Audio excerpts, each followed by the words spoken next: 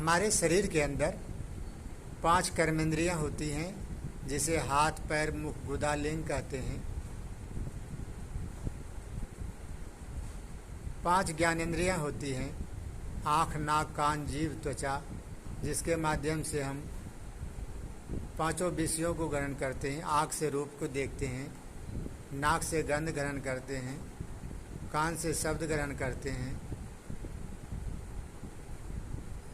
जीभ से स्वाद ग्रहण करते हैं, त्वचा से स्पर्श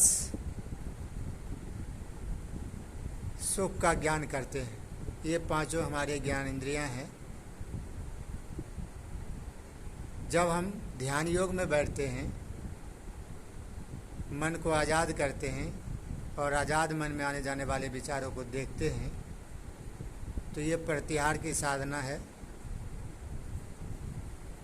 पतंजलि योग दर्शन के अनुसार से, साक्षी ध्यान के अनुसार से, साक्षी ध्यान योग के अनुसार से यह ध्यान योग का पहला चरण विचार दर्शन है। जैसे ही हम मन को आज़ाद करते हैं, हमारे अचेतन मन में दबे हुए विचार जो संस्कार के रूप में जमा होते हैं, वह उभर कर मानस पटल पर आता है।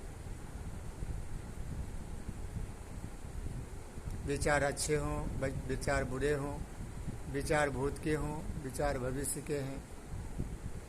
अच्छे विचारों से चिपकना नहीं है, बुरे विचारों से भागना नहीं है। एज इट इज विचारों को देखते रहना है, देखते रहना है, देखते रहना। विचार मानस पटल पर आते हैं और चले जाते हैं।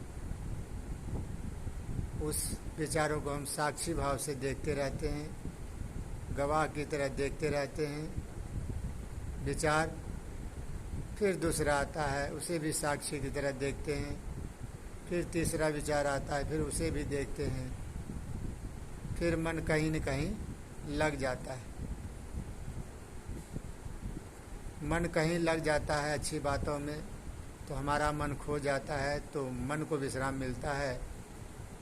मन बुरी बातों को सोचने में लग जाता है, दुख होता है, तो हम सो जाते हैं, मेरे मस्तिष्क को विश्राम मिलता है। जब हम जागते हुए विचार मुक्त हो जाते हैं, तो हमारे शरीर, मन और आत्मा तीनों को विश्राम मिल जाता है। कनेक्शन डिवाइन पावर से हो जाता है। तो अगले निर्देशन तक मन को आज़ाद रखें। आज़ाद मन में आने जाने वाले विचारों को देखते रहें, देखते रहें, देखते रहें। बाहर किसी भी प्रकार की सुनाई पड़ने वाली ध्वनि को बाधा नहीं मानना है।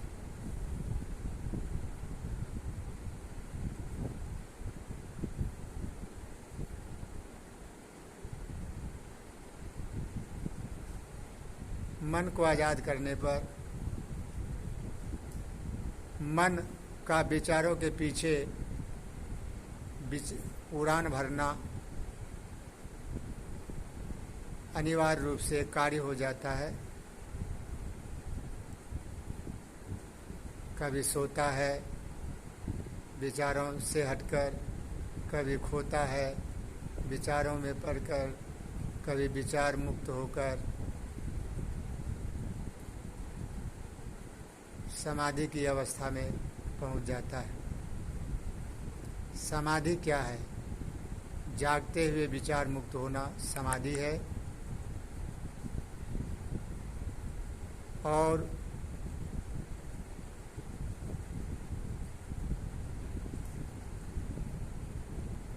स्वप्न रहित, विचार रहित निद्रा को सुषुप्ति अवस्था कहते हैं।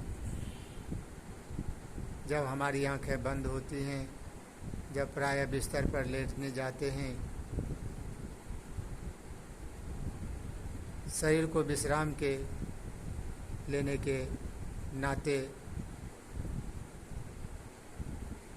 मन को विश्राम देने के वास्ते हम सो जाते हैं।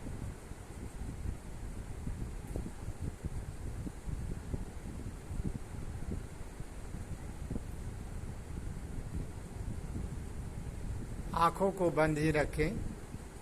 संभवतः इस बीच कभी आप सो गए होंगे, कभी खो गए होंगे, कभी जागते हुए विचार मुक्त हो गए। धीरे से आज़ाद मन को वापस लाएं। पेट के मध्य स्थित नाभि रूपी झूले पर मन को बिठा दें और श्वास प्रश्वास रूपी रस्सी के माध्यम से नाभि पर बैठे हुए मन को झूलता हुआ देखें। श्वास अंदर तो मन उसके साथ अंदर, श्वास बाहर मन नाभि के ऊपर। श्वास अंदर तो नाभि बाहर, श्वास बाहर नाभि अंदर। फीलिंग करना है I am into the God, God into me. श्वास अंदर जाने में सोहम मंत्र का जप कर सकते हैं। श्वास अंदर जाने में सो, श्वास बाहर निकलने में हम, श्वास अंदर जाने में सो। मन से उच्चारण करना है श्वास प्रश्वास के माध्यम से। श्वास अंदर जाने में सो, श्वास बाहर निकलने में हम, श्वास अंदर जाने में सो, श्वास बाहर निकलने में हम। श्वास प्रश्वास की धारा के साथ मन को बहने दीजिए और मन को मंत्र के साथ जोड़ दीजिए। मंत्र योग की साधना है। मन को मंत्र में लगाने से मन हमारा तीनों तापों से मुक्त हो जाता है। 3 प्रकार के ताप, दैहिक, दैविक, भौतिक तापा, राम राज काहू नहीं व्यापा। मन को जब बार बार नाभि के स्पंदन में लगाते हैं, मंत्र में लगाते हैं, तो हमारे तन मन और जीवन पर राम का राज्य हो जाता है। फिर कहा भी गया है, कलयुग केवल हरि गुण गाहा, सुमर सुमर नर उतरहि पारा। कलयुग में मंत्र जप की बड़ी महत्ता है। मंत्र जप से बहुत कुछ उपलब्धि होती है। वैसे शास्त्रों में आया है, जन्म औषधि मंत्र तपः समाधि जा सिद्धिया। भगवान वेदव्यास जी को, सुखदेव मुनि जी को जन्म से समाधि की उपलब्धि थी, फिर भी उन्हें गुरु का अनुसरण करना पड़ा।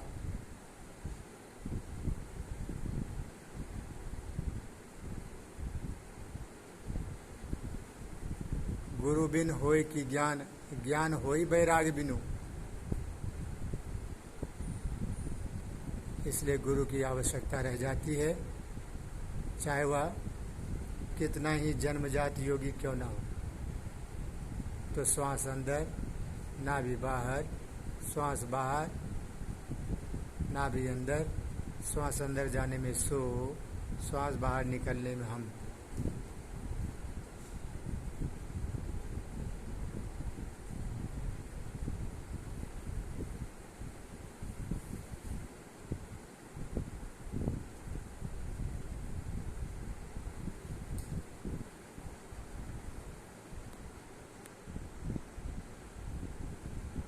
बड़ी तन्मयता के साथ सोहम मंत्र का जप।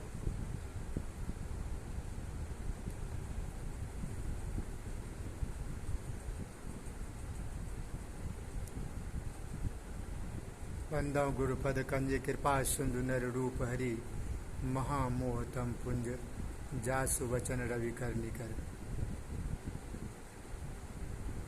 मैं गुरु के चरणों की वंदना करता हूँ,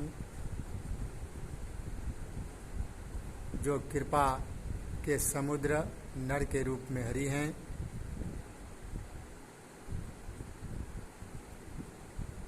जो अज्ञान अंधकार के महान राशि को समाप्त करते हैं।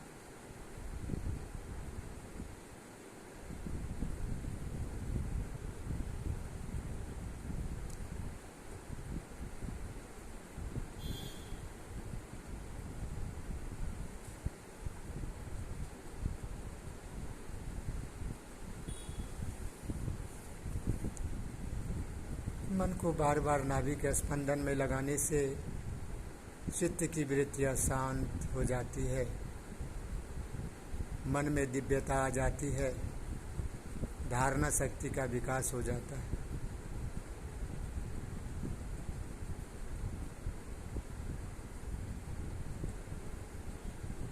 इस चित्त के शांत और मन की जागरूक दशा में अपने दोषों का दर्शन करके कुछ शुभ संकल्प रूपी बीज मंत्र का बीजारोपण अपने अंतःकरण की दृढ़ भूमिका में करेंगे।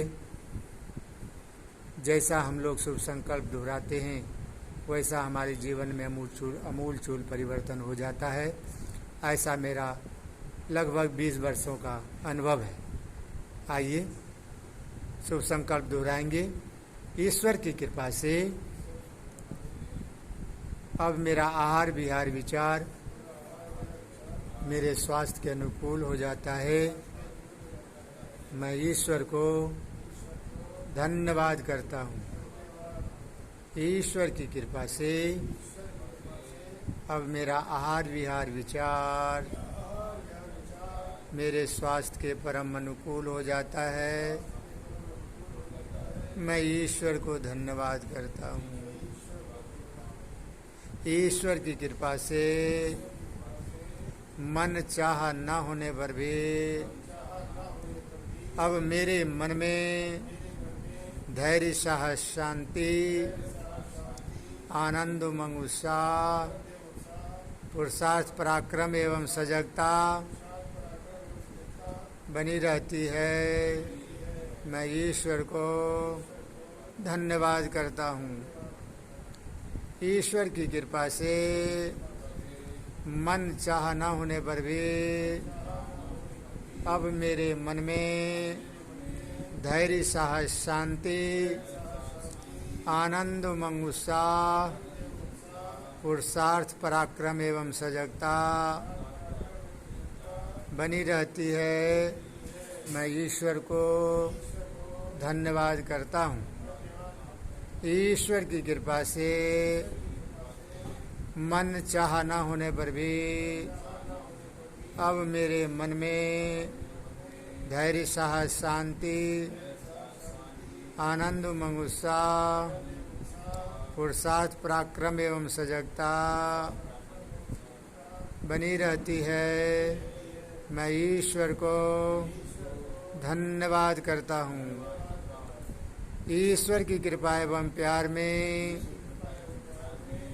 अब मैं तनाव रहित होकर परम शांति का अनुभव करता हूँ।